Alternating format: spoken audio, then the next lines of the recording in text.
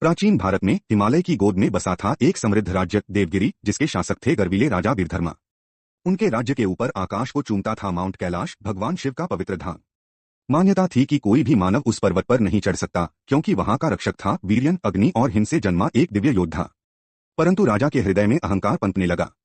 अन्य राजाओं के उपहास से आहत होकर उसने घोषणा की, अब मानव कैलाश पर चढ़ेगा और उसे जीत कर दिखाएगा। सेना के साथ राजा पर्वत पर चढ़ने लगा।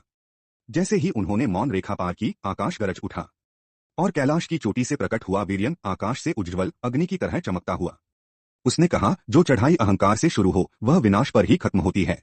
क्षण भर में पूरी सेना लुप्त हो गई। राजा अकेला रह गया, भयभीत परंतु जीवित। वीर्यन ने कहा, यदि सच्चे ज्ञान की तलाश है तो राजपद त्यागो और आत्मा से चढ़ो। राजा ने मुकुट फेंका, वस्त्र त्यागे और नंगे पांव चढ़ा।